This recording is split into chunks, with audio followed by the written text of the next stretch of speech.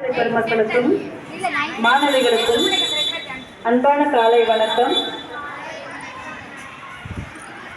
இன்று நமது பள்ளிக்கு வருகை புரிந்துள்ள அரசு முதன்மை மருத்துவர் ஐயா திரு உதயகுமார் மற்றும் எலும்பு முறிவு மருத்துவர் ஐயா திரு சதீஷ் பாபு மற்றும் அவர் சார்ந்த அலுவலர்கள் திரு சுரேஷ்குமார் ஐயா அவர்கள் மூவரும் பள்ளிக்கு வருகை புரிந்துள்ளார்கள். கடந்த 26 அன்று 27 போன மாதம் மாணவிகளிடம் கட்டுரை போட்டி மற்றும் ஓவிய போட்டியை வைத்துள்ளார்கள். தலைப்பு நோயாளியை பாதுகாப்போம் என்ற தலைப்பில் போட்டிகள் வைத்துள்ளார்கள். அந்த போட்டியில் வெற்றி பெற்ற மாணவர்களுக்கு இன்று பரிசுகள் வழங்க உள்ளார்கள். அவர்களை நமது பள்ளியின் சார்பாக வரவேற்கும் பொருட்டு மாணவிகள் ஆங்கிலேய கரகோஷம் எழுப்புமாறு கேட்டுக் கொள்ளப்படுகிறீர்கள்.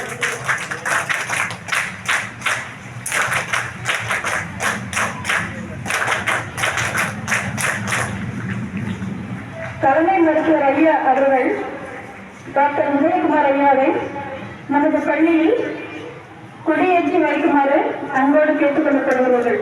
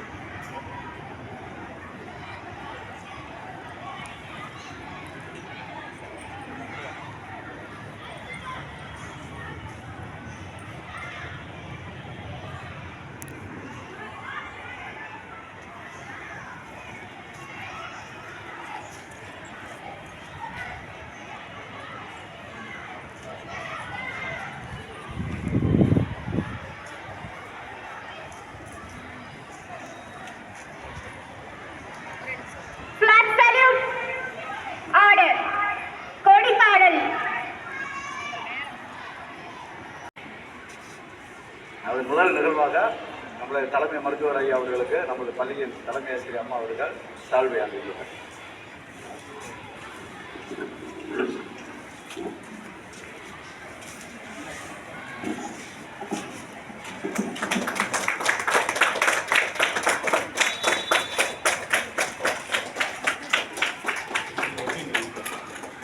அடுத்தபடியாக உதவி மருத்துவர் ஐயா டாக்டர் சதீஷ் பாபு அவர்களுக்கு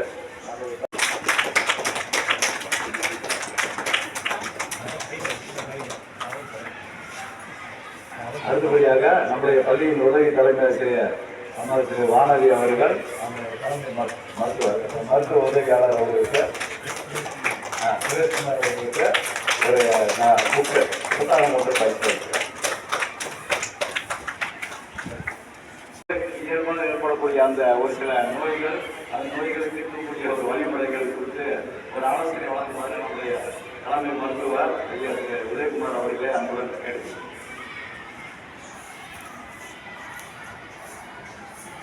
அனைவருக்கும் இனிய காலை வணக்கம்.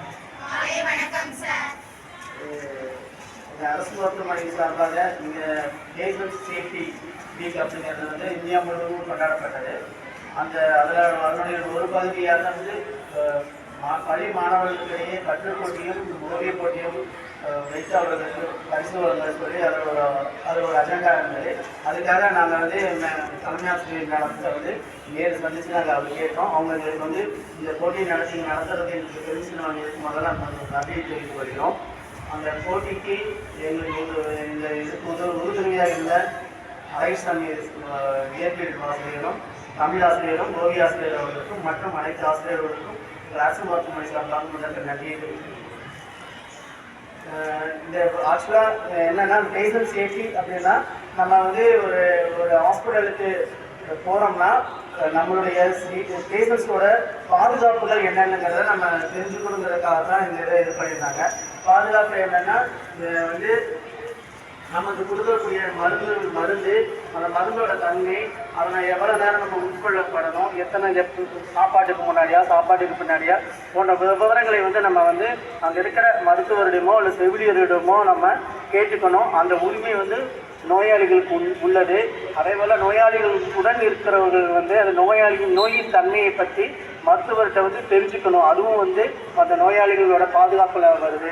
ஸோ இந்த மாதிரியான சின்ன சின்ன உரிமைகளையும் இதையும் வந்து தெரிஞ்சுக்கிட்டு நம்ம ஒரு மருத்துவமனைக்கு, அரசு மருத்துவமனைக்கோ இல்லை தனியார் மருத்துவமனைக்கோ போகும்போது அந்த நம்மளுடைய நோயாளிகளோட உரிமைகளை நம்ம தெரிஞ்சுக்கிட்டு அதை வந்து நம்ம அங்கே இருக்கிற மருத்துவரிடமோ செவிலியரிடமோ அதுக்குரிய விளக்கங்களையும் சந்தேகங்களையும் நம்ம கேட்டுக்கலாம். அப்படிங்கிறதான் இந்த பேஷண்ட் சேஃப்டி வீக்கோட ஒரு முக்கியமான கொள்கையாகும். அப்புறம் இப்போ வந்து இந்த பள்ளி மாணவிகளுக்கு வந்து பொதுவாக வந்து என்ன மாதிரியான சின்ன சின்ன நோய்கள் என்னென்ன வரும் அப்படின்னா, இப்போ வந்து மழை காலம் ஆரம்பிச்சிருச்சு. ஸோ அதனால் வந்து மழை காலம் பனிக்காலம் வரும்போது வீசிங் ப்ராப்ளம் உள்ள குழந்தைங்களுக்கு வந்து வீசிங் ப்ராப்ளம் வந்து அதிகமாகிறதுக்கான வாய்ப்பு இருக்கும். ஸோ அந்த மாதிரி வீசிங் ப்ராப்ளம் உள்ளவங்க வந்து தன்னுடைய முகத்தையும் காதுகளையும் நல்ல அந்த ஈரமான காற்றுகள் படாமல் மூடிக்கொள்ள வேண்டும். கொதிக்க வைத்து ஆற வைத்து சுடுதண்ணீர் தான் அருந்த வேண்டும். தூசுகள் படாமல் மலைச்சாரலில் மழையில் நனையாமல் தங்களை பாதுகாத்துக்கிட்டாங்கன்னா அந்த வீசிங் ப்ராப்ளத்துலேருந்து அதிகமான மூச்சுத்திணறல் ஏற்படுறது நம்ம பாதுகாத்துக்கலாம். அதே போல் வந்து இந்த மழை காலங்களில் வந்து வயிற்றுப்போக்கு, வயிற்று வலி இதெல்லாம் வருவதற்கான வாய்ப்புகள் உண்டு. ஸோ அதனால் வந்து மழை காலங்களில் வந்து தண்ணீர்கள் நம்ம வந்து சுட வச்சு கொதிக்க வச்சு குடிக்கணும். அப்புறம் நம்ம வந்து மழை காலங்களில் இந்த மாதிரி நீர்கள் வந்து எல்லா பக்கமும் தேங்கி நிற்கும். ஸோ அந்த தேங்கி நிற்கிற நீர்களில் வந்து டெங்கு காய்ச்சல் பரவக்கூடிய கொசுக்கள் வளரலாம். ஸோ அதனால் வந்து நம்ம பள்ளி வளர்ந்தாலும் சரி, எங்கேயும் இருந்தாலும் சரி, நம்ம வீட்டை சுற்றியோ பள்ளி வளர்ந்தாலும் நம்ம போகிற எங்கேயும் எல்லா இடங்களுமே வந்து இந்த மாதிரி தண்ணீர் வந்து தேங்காமல் பாதுகாத்துக்கணும். தண்ணீர் தேங்கினா வந்து அதை வந்து உடனே வந்து க்ளீன் பண்ணி அந்த இடத்த சுத்தமான முறையில் பாதுகாத்துக்கணும். ஸோ வந்து பொதுவான சில விதிமுறைகள் என்னென்னா, நம்ம வந்து உணவுக்கு முன்பும் உணவு சாப்பிட்றது முன்பும் பின்பும் கைகளை நன்றாக சுத்தம் செய்து கழுவ வேண்டும். மழை காலங்கள் பனிக்காலங்களில் வந்து தண்ணீரை வந்து கொதிக்க வைத்து ஆற வைத்து குடிக்க வேண்டும். இந்த மாதிரியான இதுகளை நம்ம பாதுகாத்தோம்னா நம்ம சிறு சிறு வியாதிகள் வந்து நம்மளை பாதுகாத்துக் கொள்ளலாம். நன்றி. என்பதை நம்ம சிந்தித்தோமானால் பள்ளி ஆசிரியர்கள் அதில் மிக முக்கிய பங்காற்றுவார்கள்.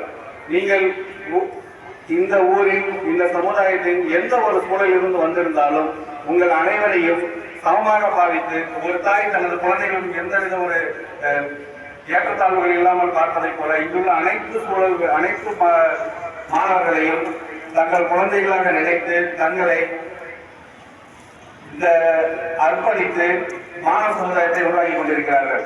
ஆக சமுதாய ரீதியாக நீங்கள் ஒரு சிறந்த ஒரு ஆரோக்கியமான சூழல் வளர்வதற்கு இந்த பள்ளி வந்து மிகவும் உங்களுக்கு உதவிகரமாக இருக்கிறது. இது மிகவும் மகிழ்ச்சிகரமான விஷயம். அடுத்ததாக மன ரீதியான பிரச்சனைகள். ஒவ்வொருவரும் ஒவ்வொரு விதமான சூழலில் ஒவ்வொரு விதமான அழுத்தத்திற்கு உட்படுவார்கள். இந்த மன ரீதியான ஒரு அழுத்தத்தினை சரிப்படுத்துவதில் ஆசிரியர்களின் பங்கு மிக முக்கிய பங்கு வகிக்கிறது. ஒரு பழமொழி சொல்வார்கள், ஆடுற மாட்டை ஆடி கிடக்கணும், பார்க்க மாட்டை பாடி கிடக்கணும். அந்த மாதிரி ஒவ்வொரு மாணவர்களும் சூழல் அறிந்து, அவர்களுடைய மனநிலை எந்த ஓட்டங்கள் அறிந்து, அவர்களை ஆற்றுப்படுத்தி அவர்களை ஒரு நல்ல நிலைமைக்கு கொண்டு வருவது என்பது இது போன்ற ஒரு அரசு பள்ளியினால் தான் முடியும். இங்குதான் எல்லா வயதினர்களுக்கான ஆசிரியர்கள் இருப்பார்கள். மிகவும் அனுபவம் நிறைந்த ஆசிரியர்கள் இருப்பார்கள். புதிதாக இப்பொழுதுதான் ஆசிரியர் பணிக்கு தன்னை அர்ப்பணித்துக் கொண்ட ஆசிரியர்கள் இருப்பார்கள். ஒவ்வொருவரிடம் தங்களது மூத்த ஆசிரியர்களிடம் சரியான ஒரு ஆலோசனையுடன் மாணவர்களை சரிபடுத்துவார்கள். இது போன்ற ஒரு 3 விதமான சூழலும் உங்களுக்கு மிக அற்புதமாக அமைந்திருக்கிறது. இது மேலும் மேலும் நாம் மேற்படிப்பினை வளர்த்தி கொண்டு நமது தகுதியை உயர்த்திக் கொள்வதற்கு அரசு பலவிதமான திட்டங்களை வழங்குகிறது. அந்த திட்டங்களை மாணவர்களுக்கு பெற்றுத் தருவதில் நமது பள்ளி மிக முன்னோடியாக இருந்து வருகிறது. இந்த ஒரு சூழலை நீங்கள் அனைவரும் உபயோகப்படுத்திக் கொண்டு உங்கள் வாழ்வில் வெற்றி பெற எல்லாரோட இறைவனை வேண்டிக் கொண்டு எனக்கு வாய்ப்பளித்த அனைவருக்கும் நன்றி கூறி முடித்துக் கொள்கிறேன். நன்றி, வணக்கம்.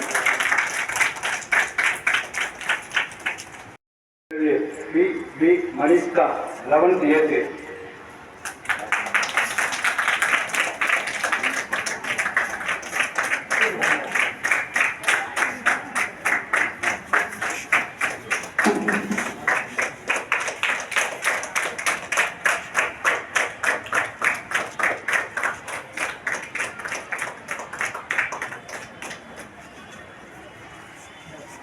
M Harini 9th C.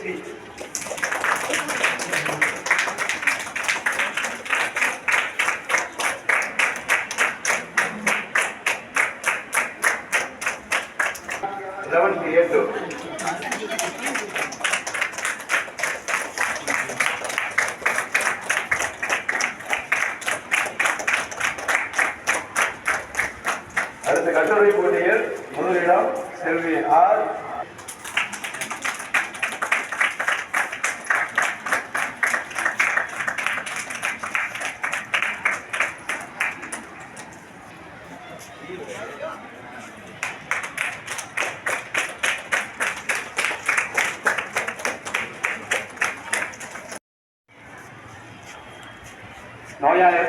நோயாளிகளை பாதுகாப்போம், பேஷண்ட் சேஃப்டி என்ற திட்டத்தின் கீழ் நமது பள்ளியை தேர்ந்தெடுத்து நமது மாணவிகளுக்காக ஓவியப் போட்டி மற்றும் கட்டுரை போட்டிகளை நடத்தி கொடுத்த பழனி அரசு மருத்துவமனை தலைமை மருத்துவர் திரு உதயகுமார், உதவி மருத்துவர் திரு சதீஷ்குமார், சதீஷ் பாபு சார் மற்றும் சுரேஷ் குமார் சார் ஆகியோர்கள் மற்றும் நிர்வாகத்தினருக்கு நன்றியை கூறிக்கொள்கிறேன். மேலும் அந்த போட்டியை திறம்பட நடத்தி கொடுத்த நமது பள்ளி நடத்தி கொடுப்பதற்கு அனுமதி கொடுத்த நமது தலைமை ஆசிரியர்கள், நடத்தி கொடுத்த நமது ஆசிரியர் பெருமக்கள், அதில் பங்கு பெற்ற மாணவிகள் ஆகியோருக்கு நன்றியும் பாராட்டுகளையும் தெரிவித்துக் கொள்கிறேன். வாய்ப்பு கொடுத்த அனைவருக்கும் நன்றி. வணக்கம்.